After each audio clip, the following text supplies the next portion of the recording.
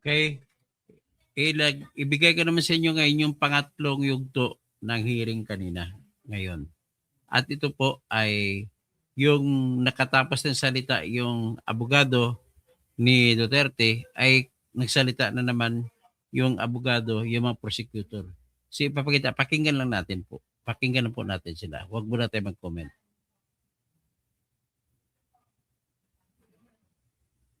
Ito po yun. Mr. Prosecutor, please proceed. You have 1 hour today.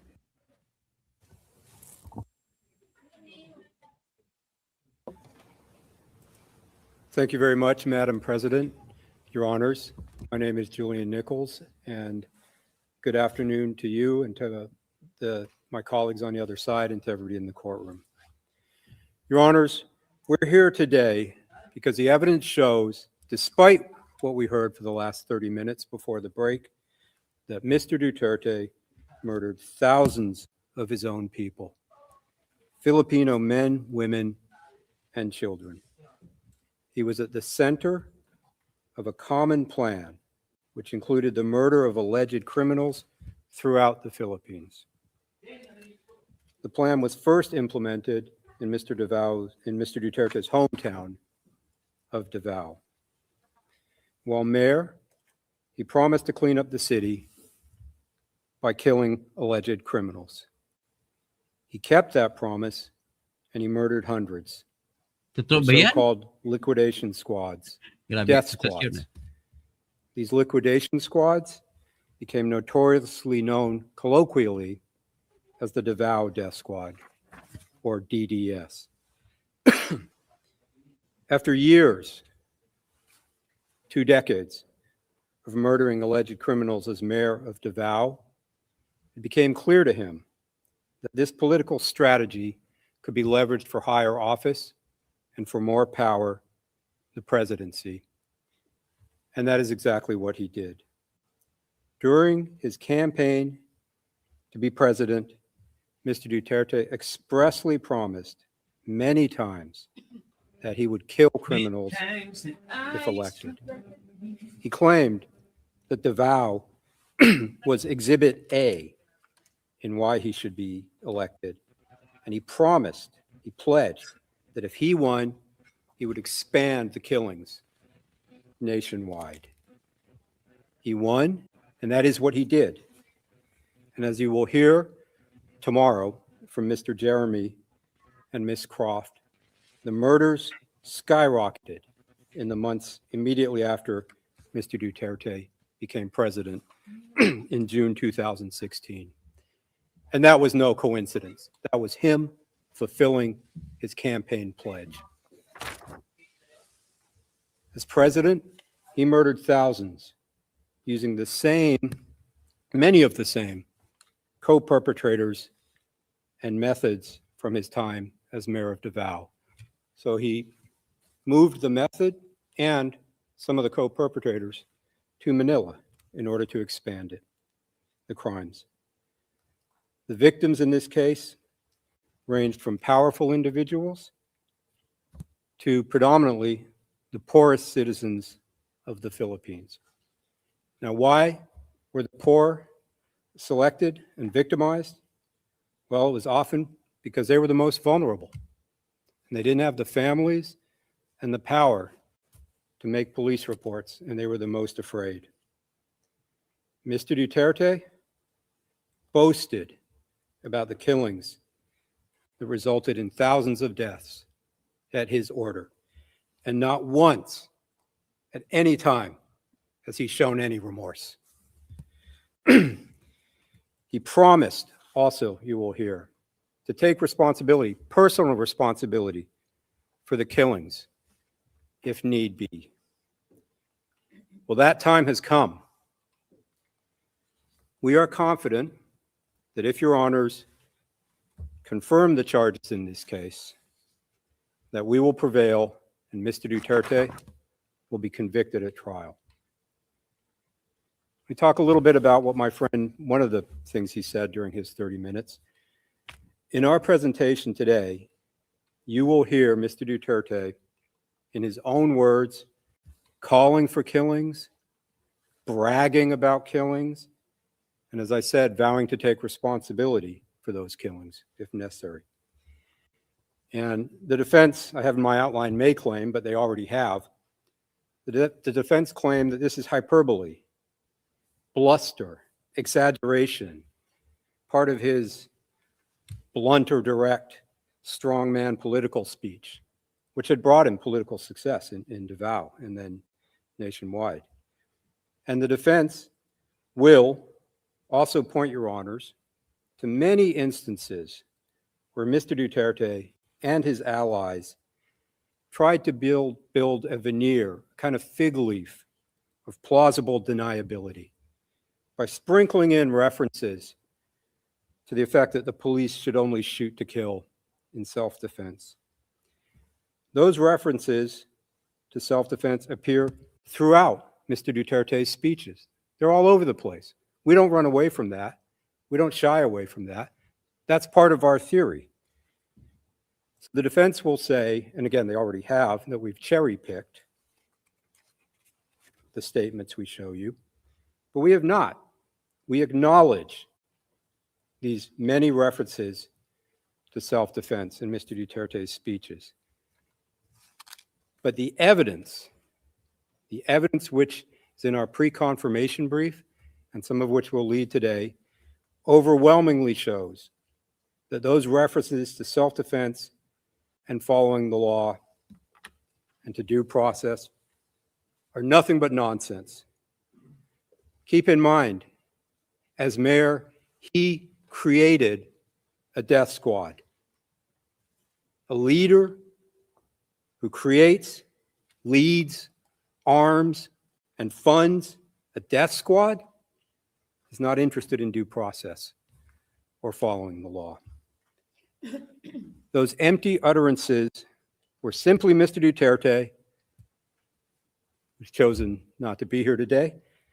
Those were simply him acting as the former prosecutor, trying to build in some semblance of a defense, preparing for the day, should it ever come, as it now has, that he would be held to account. It was to give his lawyers something to say. But look at it over here, where I said don't shoot except in self-defense. The reality is that Mr. Duterte's message was clear, and it was understood by the perpetrators, and it was followed. That message was, commit murder at my direction, and I will protect you, I will pay you, I will promote you. And that's what happened. And I'll say this as well, Your Honors. For purposes of this confirmation hearing, disregard every speech ever made by Mr. Duterte. Throw them all out. There is still ample evidence of substantial grounds based on the other evidence which we have put on our list of evidence. And the evidence as a whole, when you weigh it together, will show that what my friend said is not correct. That Mr. Duterte intended for his subordinates to follow the law, and that he was interested, and that his speeches were simply bluster. I'll talk briefly now about the charges in the case. As the deputy prosecutor stated, we have 49 incidents totaling 76 murder victims and 2 victims of attempted murder. And of course, those are expanded upon in our pretrial brief, or PCB. Now, as my friends said in the LRV, while there are countless victims who've experienced harm as a result of Mr. Duterte's crimes, we have focused the charges in this case to these 49 incidents and these number of victims in order to ensure that this trial can be expeditious and that it can be efficient and that it won't go on for years and years. So these charged murders are emblematic They're representative of Mr. Duterte's larger killing campaign.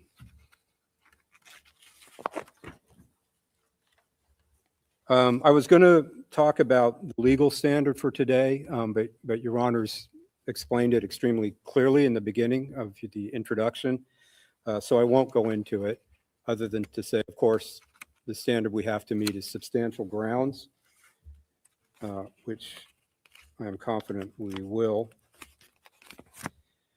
The only thing I would add is that this stage of the proceedings, in addition to not being a mini trial or a trial before a trial, it's also not the time for the chamber to in-depth determine the credibility of witnesses.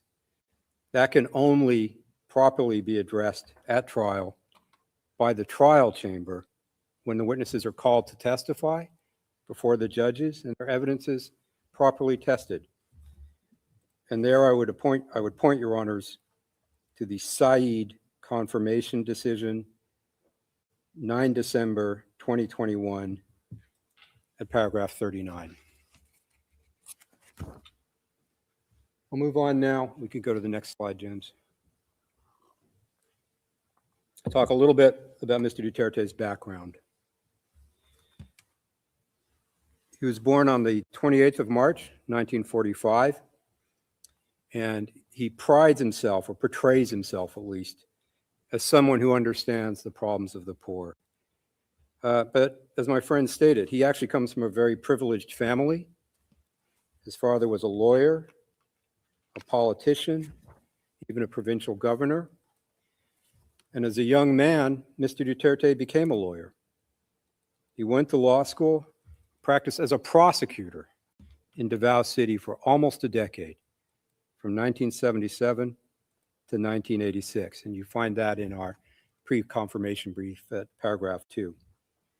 And while he was a prosecutor, excuse me, he taught criminal law and procedure to police officers in Davao City.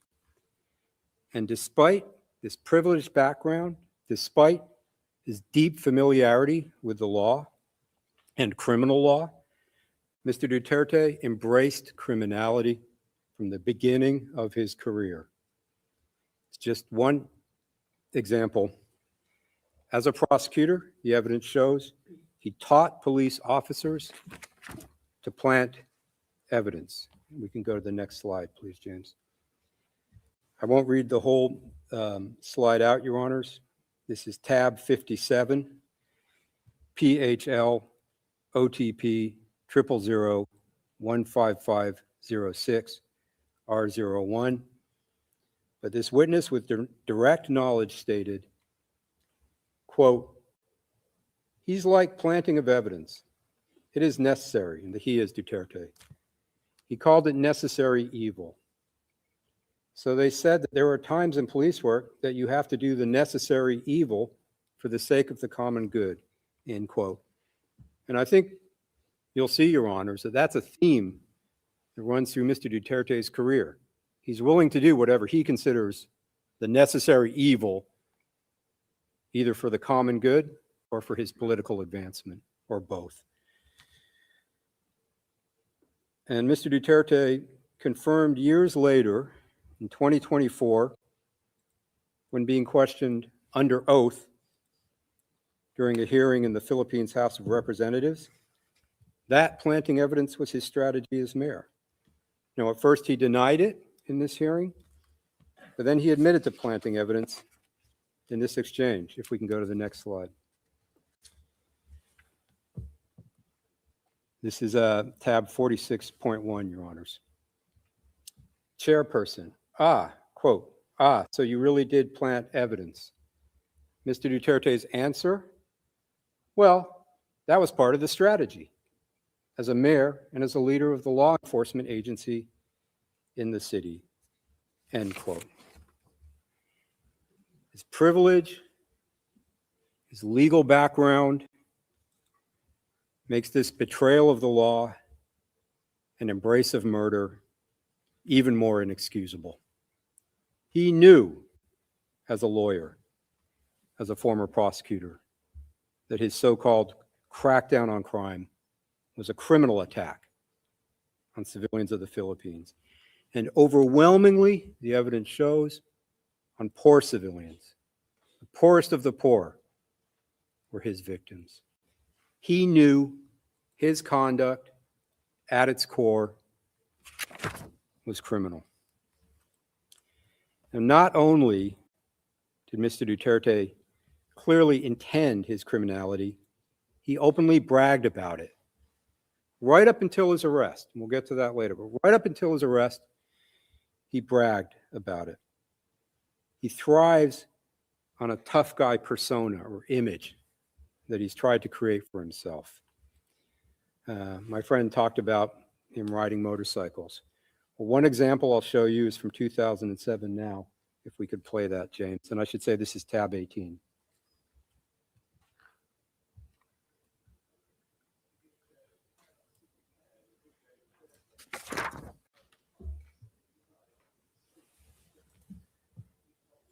Elite, never losing an election. So, riding a Harley Davidson, shooting a semi-automatic pistol.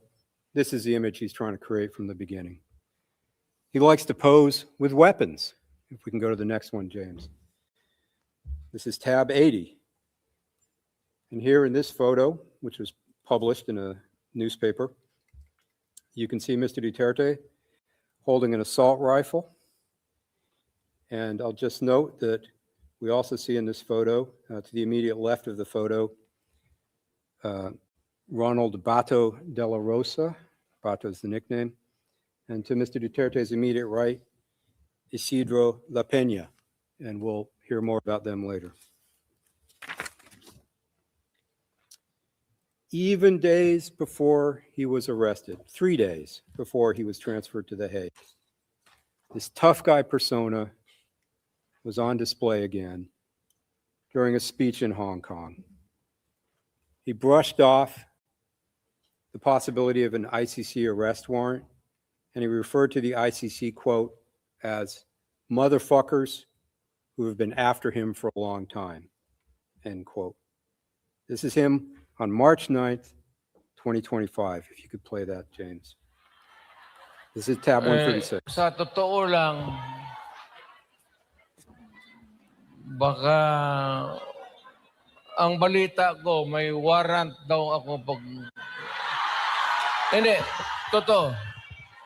Yung sa ICC or something, matagal na akong hinahabol ng mga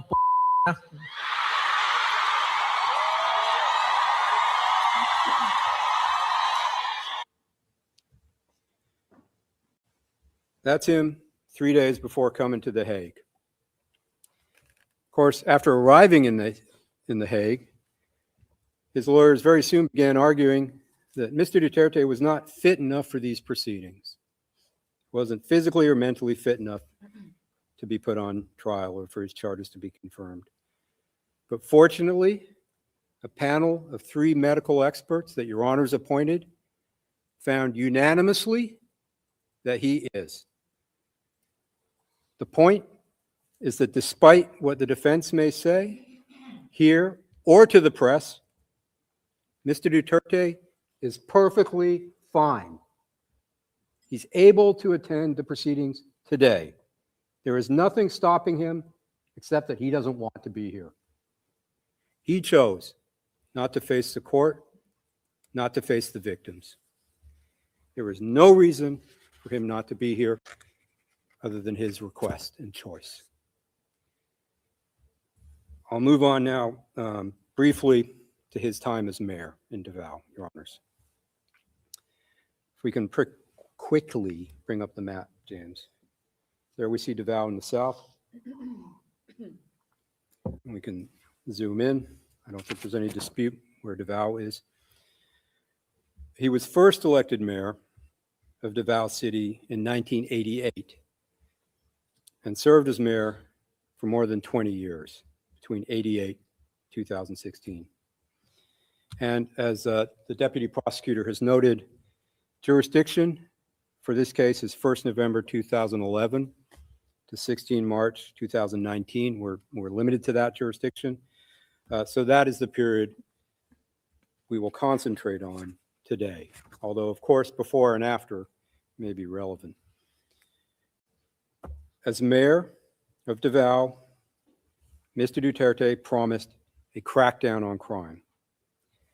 To quote, crackdown, end quote, on crime and drugs, Mr. Duterte created liquidation squads, death squads, made up both of Davao City police officers as well as non-police officers who were essentially hired hitmen, hired killers.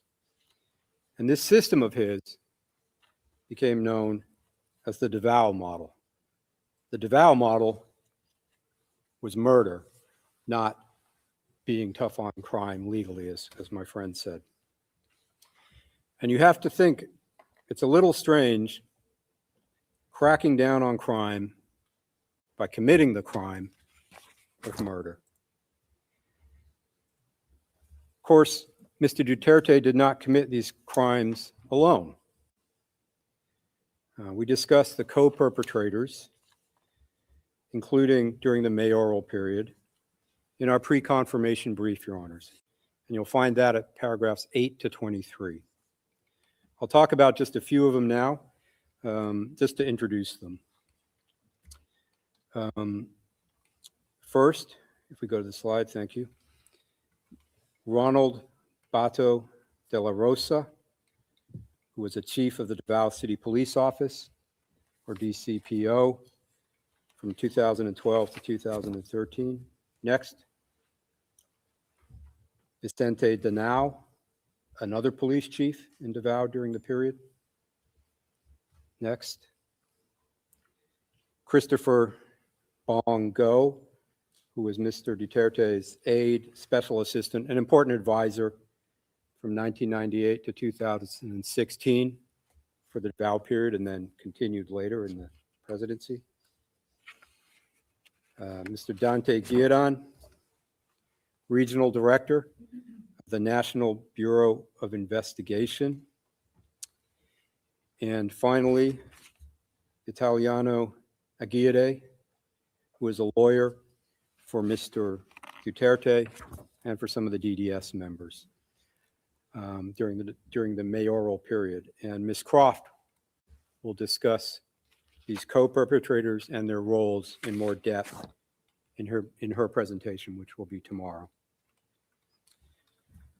Let me talk now a little bit about the structure of the Davao Death Squad, or DDS. And as we say in our brief, it's a pyramidal structure. If we go, James, to the next one. Again, this colloquially became known as the Davao Death Squad, and it had a hierarchical pyramid-like structure. At the very top, as mayor, Rodrigo Duterte. And as mayor, he had, of course, de jure control over the Davao police. And the evidence shows, para 34, we talk about this in our brief, he also had de facto control. Under him were co-perpetrators, just some of whom I have mentioned. The co-perpetrators had different roles, but one of them was to relay orders and instructions down from Mr. Duterte to the DDS handlers, and also to relay reports back up to Mr. Duterte. So a typical chain of command. The instructions go down, the reports go up.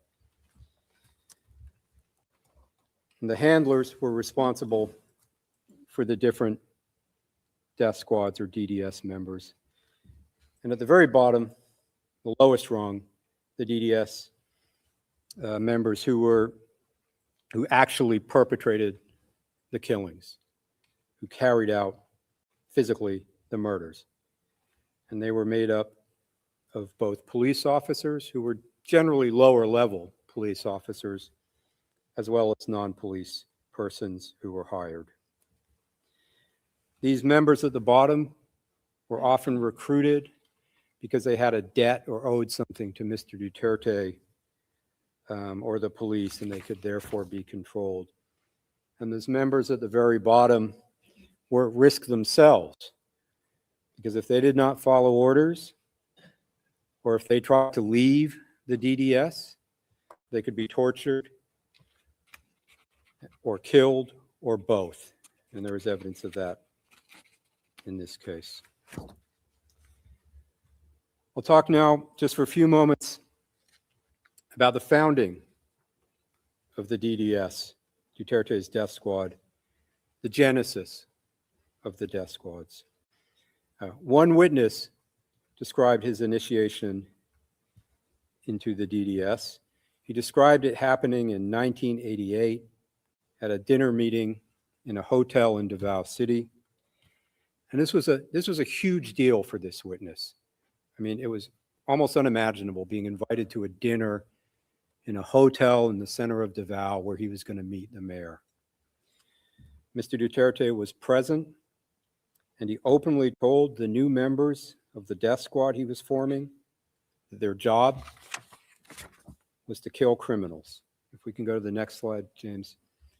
This is tab 50, Your Honors. This is what the witness recalls of the meeting. Quote, he, Duterte, told us that your job here in the city would be to kill the drug pushers, the snatchers, and the holduppers. That's what our job is going to be, end quote. And in private,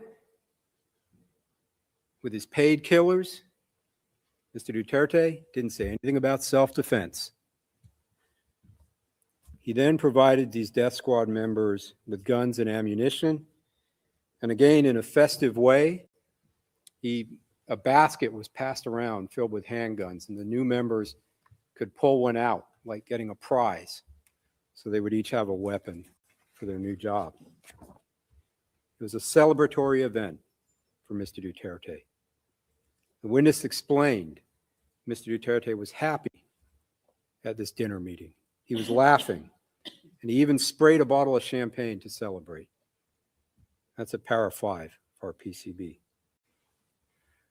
One witness recalls, we can go to the next slide, James, thank you.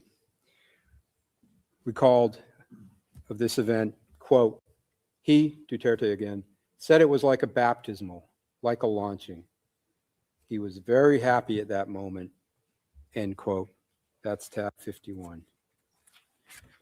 Mr. Duterte was very happy at the birth of the DDS. It's important to note, Your Honors, Mr. Duterte has freely admitted his role in the Davao death squad. He doesn't deny it. Well, now he does, but he did not before he came here. During an interview with a local news station in 2015, he admitted that he is the Davao death squad. And if we could play that now, please, James. This is tab Ako daw ang death 11.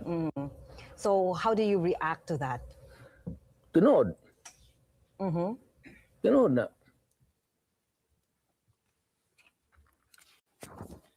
They say I'm the death squad. True. That's true. You know, Your Honors, in some ways, this case is not exactly complicated. That's not the only time. Ibig sabihin, ang wala silang ibang ebidensya kundi TV. Ngayon, kung ang problema kasi sa TV, hindi matatanggap na mabigat na ebidensya beyond reasonable doubt. Kasi nga television yan. Interview, may kasama nga. Ang theory nga ni Attorney Kaufman, ang kliyente niya mayabang lang. Hyperbole lagi. Kwento lang ng kwento. Ibig sabihin, hindi ibig sabihin kung anong kwento niya, ayun na yun. Yun po ang isa sa depensa ni Attorney Kaufman. Kaya lahat ng mga pinapalabas nila na pag-aamin sa TV, all those are brags. Braggings only. Walang ibig sabihin na kung totoo hindi. So, ito ang ganyan depensa. So, pakinggan pa natin, pagpatuloy natin yung pinagmamayabang nito na prosecutor na yon ang ginawa niyang ebidensya para patunayan na si Duterte ay nagsimula ng Davao Death Squad. Mr. Duterte admitted his role with the death squad. He repeated under oath that he had a death squad at the Blue Ribbon Committee in the Philippine Senate in 2024, about 10 years after the clip we just saw. However, in this exchange, he denied that the death squad included police officers in some type of apparent effort to protect them. This is tab 41.1, if you could bring it up, please. Mr. Duterte, under oath, quote, "I can make the confession now if you want. I really took care of it. But please don't involve the police. They're the ones who suffer, sir. I have a death squad, but not the police. These were gangsters." He says it again. In the same hearing, he confirms this admission. Go to the next one, please. Tab. Sabihin po, iba naman ang sinabi niya. Iba naman ang DDS. Iba naman ang tenor or parehas pa rin na may DDS, pero na iba na naman. Ibig sabihin, iba-iba. Tugma pa rin sa depensa ni Attorney Kaufman na yung kliyente niya mayabang lang, lagi nagsasalitang hyperbole. At hindi totoo yung sinasabi ko, panghambog lang talaga. 41.1. The senator asks, quote, "So what the former president dropped earlier, that they have a death squad, was a bombshell, Pinapulit whatever name it goes ebidensya. by, whether police or non-police. Because it looks like what we are investigating now is the instrument used for the war on drugs, which led to numerous extrajudicial killings. For the record, Mr. Chair," end quote.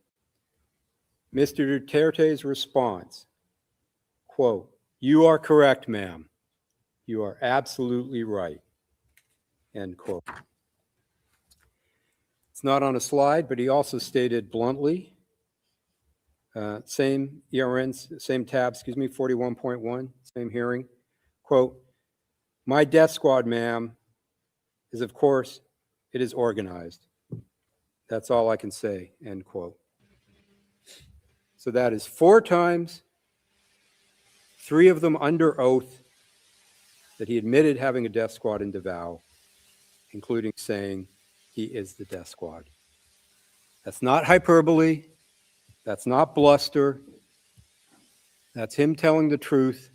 Paano masabi yung truth? Argumento mo na lang yan. And he feels safe. And that he can bank on his continued impunity. Talk just for a few moments now, Your Honors, about how the Davao Death Squad operated under its architect, Mr. Duterte. Victims were usually targeted in one of 2 ways. Sometimes an informant would provide information on a target, and the handler would then get clearance from Mr. Duterte through one of the co-perpetrators in the pyramid we saw earlier to kill the target. Sometimes Mr. Duterte himself would give the target's name, would say who to kill, which would be communicated by one of the co-perpetrators to a handler, and then down to the DDS member tasked with actually carrying out the killing. But whichever way it took place, Mr. Duterte's clearance, his approval was required, his permission was required for DDS members to conduct these murders. And several witnesses confirmed that, and I'll go through them in a minute. But first, Your Honor, just to react to something my friend said in the previous session. This was at I think 12:22 onwards on the transcript. He stated to the effect, the prosecution couldn't even get one witness to admit they heard Rodrigo Duterte give an order to kill. Here's where it gets a little bit cute. At any time relevant to the charges. or with respect to any of the incidents. So my friend didn't say the prosecution doesn't have any witness who heard Mr. Duterte give an order to kill. He's saying during this time period. I point your honors and my friend to PHL OTP 000-15517 at page 0002, lines 18 to 21, where a witness is asked, now, did you ever hear Sarah, this is Sarah Duterte, give any instructions for killings to take place? Witness, personally, no. Interviewer, okay. Witness, but the father, of course, many times. But this was before 2011. I would suggest that doesn't make much difference.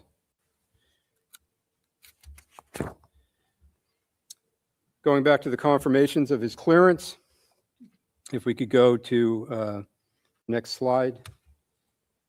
Yes. This is tab 35, Your Honors. The witness stated, quote, only one person was making the decisions. You had to ask Duterte, because if we didn't make that request, if we didn't ask for authorization, we would be chased or we would be pursued, end quote. Another witness stated, if we go to the next one, please. Tab 58, quote, we cannot conduct a clearing or killing operations without his clearance. Speaking of Mr. Duterte, we called it clearance, end quote. Finally, on the next slide, perhaps the simplest, the witness recalled, quote, a different witness recalled, quote, you cannot just kill anyone in Davao City without Duterte's approval. Otherwise, you will be charged, end quote. It's tab 117. Anong basis mo dyan? In exchange for carrying out the murders as directed, the DDS members would be paid reward money. One witness stated, if we go to the next one, please, James, he recalled, this is tab 56, quote, every kill, the first reward money, to my recall, it was $10,000 per kill, end quote. And in addition to paying rewards for specific murders to the person who carried out the murder, Mr. Duterte also paid some of the DDS hitmen who were not police officers salaries by making them false employees of City Hall that he ran as mayor. These were so-called ghost employees. They got ID, they received salaries from the city of Davao. They were put on the books, but it was all a ruse because their only job was to kill. So it was Mr. Duterte using the city government and the apparatus to fund his death squad. He also, I'll just note quickly, provided death squad members with firearms, as I talked about earlier at the beginning of the DDS, but also with vehicles and ammunition so that they could carry out their crimes. Uh-huh. We'll go to count one now, and I'll talk just a little bit about count one. And Mr. Jeremy will talk about counts 2 and 3 tomorrow. Count one is in relation to murders in and around Davao City during the mayoral period by the DDS. It encompasses 9 incidents of murder by Mr. Duterte's death squad of 19 victims in total. 3 of those 19 victims were children. I'll go to just one quick example. Incident 3 in our pre-confirmation brief, murders in Agdao Market. I'm just going to go through one of them. Your Honors, this is at paragraphs 91 to 92 of our pre-confirmation brief. and page 36 of the notebook we passed around this morning. Incident 3 is about the murders, or what happened in Incident 3 is the murder of 3 people in that market on or about 4 December 2013. For carrying out the murders, 3 DDS members who we'll see received instructions from their handler that there was a job to be done. And the victims in this crime were 3 alleged thieves. So we have 3 hitmen and 3 victims. The informant helped the DDS hitmen to locate the targets, the victims, who were at a shop in Agdao Market that day. And when the hitmen reached the shop, each one shot and killed one of the targets and murdered them in broad daylight. After the killing, the hitmen reported back to their handler up the pyramid chain that the job was done. And their handler, in this case, then informed Sonny Buenaventura, who at that time was one of Mr. Duterte's most trusted men. The reward for this incident, for these 3 murders, was 90,000 pesos total. That's at our brief at para 91. Now, what's interesting about this incident is that a few weeks later, after the murders, a video of Mr. Duterte watching the crime on CCTV was posted to YouTube. And I'll show that video, Your Honors, in a minute. But in the video, you'll see Mr. Duterte standing in the CCTV room looking at a bank of television screens. The video then zooms in on the CCTV footage of the crime. And you see 3 DDS members walking up the street in the market. You see them turn to the right, pull out their guns, their pistols, shoot the 3 victims who are off the screen, and then they walk and jog away, and they don't look very worried. And the video then zooms out, and you see different people running to see what has happened because they've heard the shots. Okay, can we play that, please? Sa Makati, ganito din. At most 1 week sa gagawin. Katong patay sa Agdao. Tanawin mo yun. Tanawin dua kalakaw. Tanawa. Fiskal, pati mabot ka sa'yo mo. Motor mag-init klaro. Mulang tanawa. Kaya, lubada. May pagkita ni Esar Salis. Karaka, kawanang. Sabihin, maglanay mo. Karaka. Larat, tulog. Tanawa. Tanawa reaksyon sa mga tao.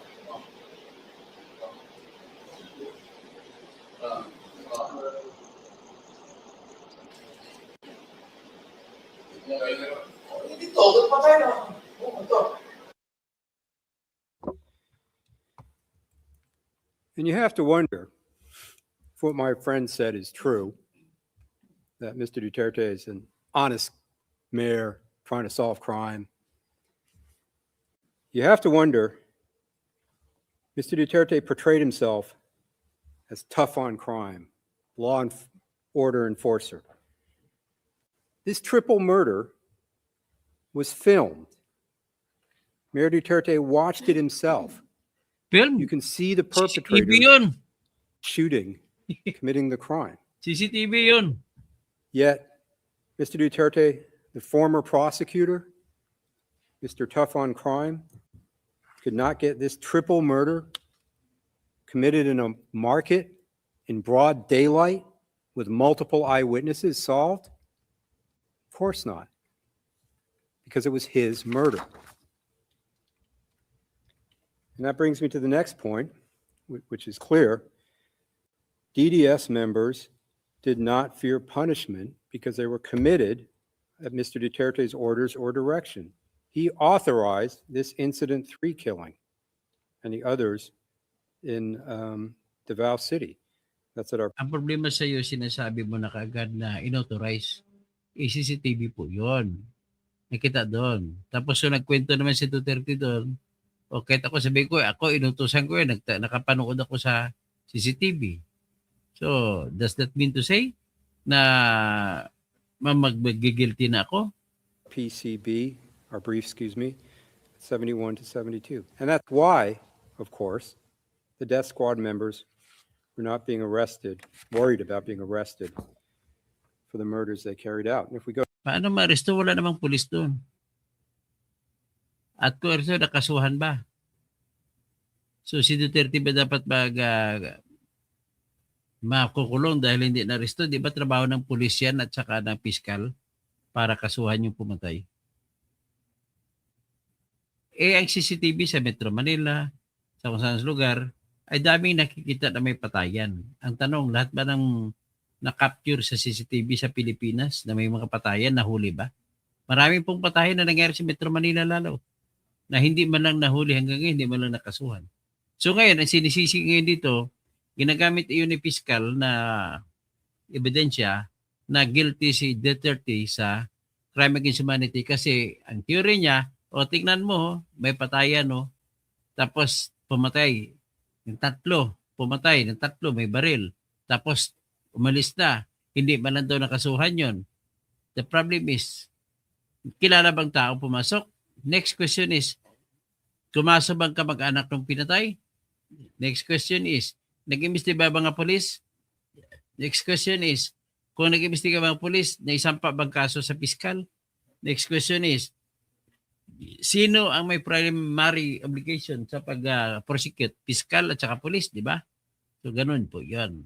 So, in other words, while it may be true na may obligasyon ng mayor na tutulong sa lahat ng nangyari mga krimen, pero the main obligation rests in the office of the prosecutor, piskal, at saka mga pulis sa pag-imbestiga. In other words, sa mga pulis, hindi nag-imbestiga. So, ibig sabihin, maaring si Duterte may alam doon, pero mayroong tinatag na duda kung may kinalaman si Duterte doon.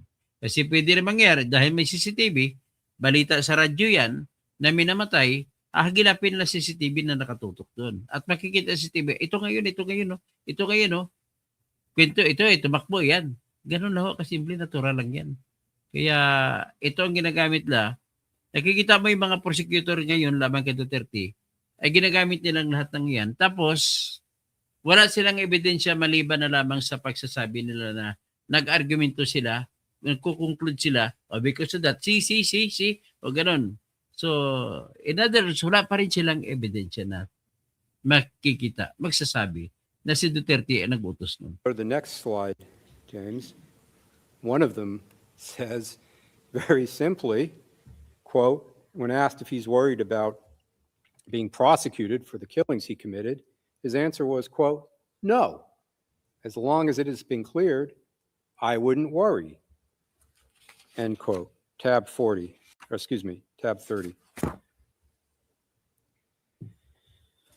And it's highly understandable that the DDS members were not worried about being prosecuted for the murders they committed, because Mayor Duterte took pride in these killings.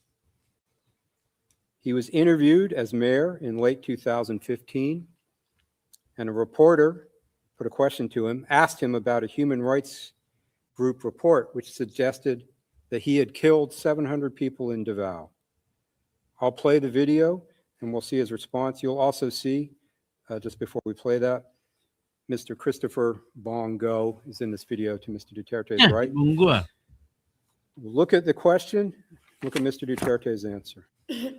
700 no, pinatay ko. Nagkulang ho sila sa kwenta. Medyo mga 1,700. Yan ang No denial. Instead, he takes yan credit. ang ebidensya, piskal. Pagmamayabang yun. Hyperbole yun, hindi yung pag-amin. Pati mga pagmamayabang, inaamin na ginagamit ebidensya. For 1,000 more killings. That isn't bluster. That's not hyperbole.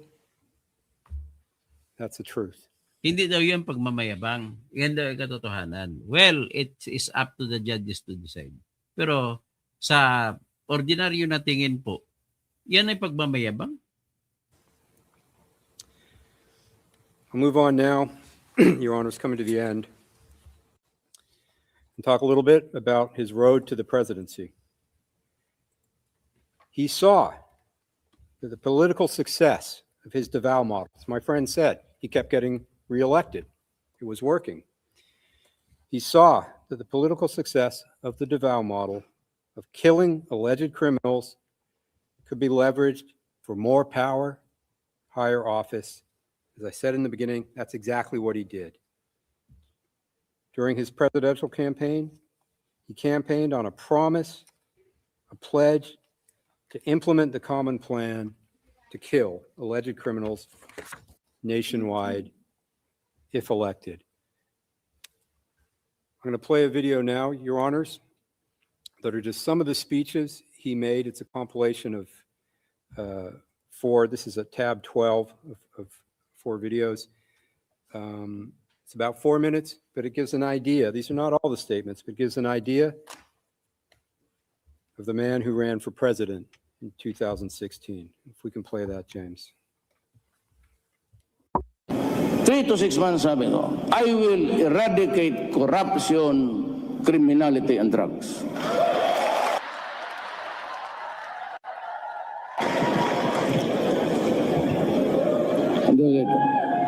If I become the president, I will order the military and the police to hunt down the drug lords, the big ones, and kill them. Tell me what is my... Kaya kampanya yun ha, gigamit pa nila ebidensya. Ibig sabihin talaga wala kayong ebidensya. It cannot be taken as an evidence because that was a campaign speech. And a campaign speech, any word that is uttered by a politician is not true. Lahat po ng politiko ay sasabi totoo kung nangangampanya. Okay, pakinggan natin iba-isa pang video. My credentials to the presidency, then I'd say Davao is Exhibit A. Ngayon, dito sa Davao, hindi sabihin ito malinis itong bayan na to. It's not perfect. So that maybe I said, kung magdating ako doon sa Pasig, I can promise you, not heaven, but I will promise you a comfortable life. Corruption has to stop. Criminality has to stop. Either makuha ko ang gusto ko or you perish. Magprangkahan na lang tayo. Anong ibig sabihin yan? Patayan yan. I promise you, hindi naman believe yung ibang tao. Sabi ko, I would stop drugs and crime, criminality in 3 to 6 months. That's too ambitious. My God, subukan ninyo ako. That's what I told the Davao criminals before. Pinapatawag ko pa, do you want to go out of the city? Gusto mong pumunta ng Manila, maganda ang buhay doon. Doon ka na lang, gusto mo? Hindi naniwala. Di patay. Anong usapang-usapan natin dyan? Bakit para sa akin? Did I do it for my own? For my own benefit? To enrich myself? What does the life of a criminal have to do with your pocket? Nabi ko lang, I want a peaceful city. Umalis kayo. Pag hindi, papatayin ko talaga kayo. Di pinatay ko. Huwag na tayo magtagot pa. Papagaprank ka na lang. Ngayon ako, I have this, kung ako ang presidente, huwag muna kayo mag-demonstrate. Give me time. Give me time kasi mag-hear talaga ako. At sa kung gusto naman ito, hindi, talagang gagawin ko. Hihirit ako. Ang sabi ko sa military pati police, only criminals, drug-related offenses. I will tell the police and the military, go out and kill them. Period. Alam naman nila. Alam mo ito, pag ako ang na-presidente, I would warn you, I do not covet the position. Pag na-presidente ako, magtago na kayo. Yung 1,000 nan, it would reach 50,000. I would kill all you making the life of the Filipino miserable. Patayin ko talaga kayo. Kasi manalo ako dahil nga yung breakdown sa law and order. I do not want to commit a crime. But if by chance, per chance, God would place me there, magbantay kayo, kasi itong 1,000 na ito maging 100,000. Diyan mo makita, tataba yung isda dyan sa Manila Bay. Diyan ko kayo itapon. I do not want to be president. I do not want to kill people. So do not elect me as president. If I become the president, Ibig sabihin, ang ginagamit na ebidensya. Puro campaign rhetorics that can never amount to acceptance or admission of facts. Wala namang binanggit sa kanyang patay-patay kung sinong pinatay. So, ibig sabihin, it really boasts now ang mga depensa ni Cookman na mayabang lang talaga.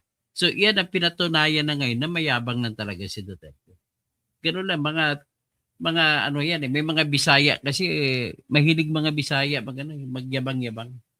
So iyan yung po yung kanyang kumbaga style na lang yan, but it is not true.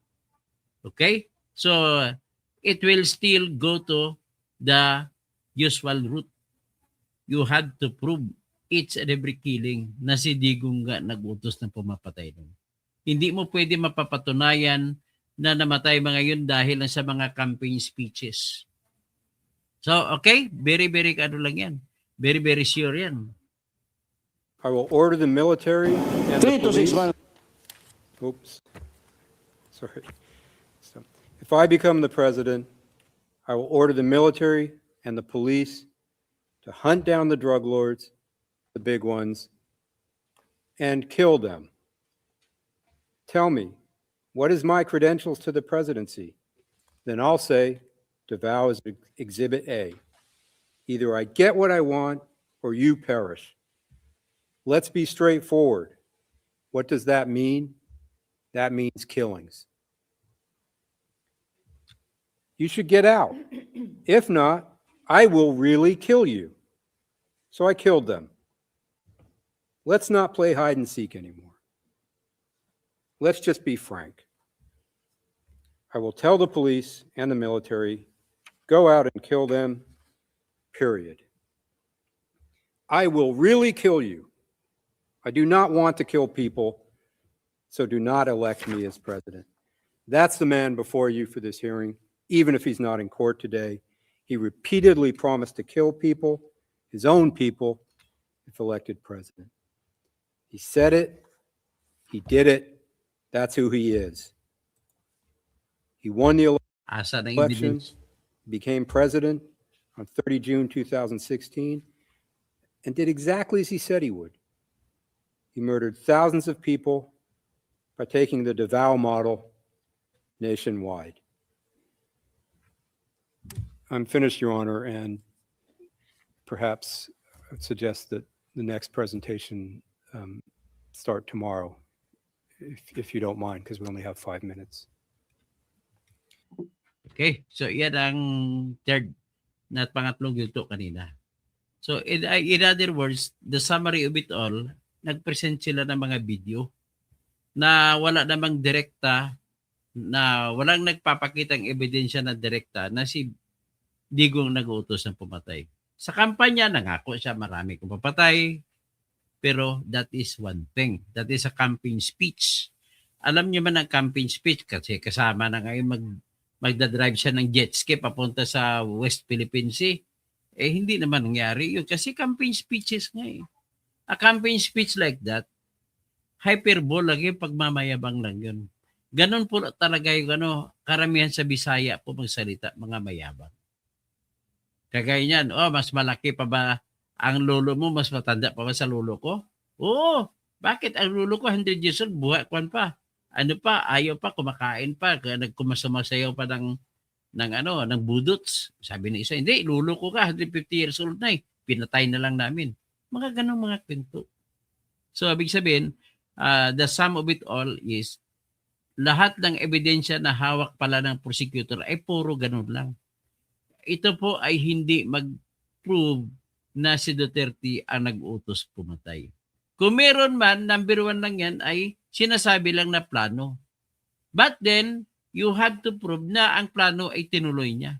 At siya nga mismo nag-utos. In other words, the short of it all is walang evidence to prove na si Duterte ang nag-utos ng lahat. So, yan na lang po. Hanggang dyan lang muna tayo at babalik tayo bukas. Maraming salamat.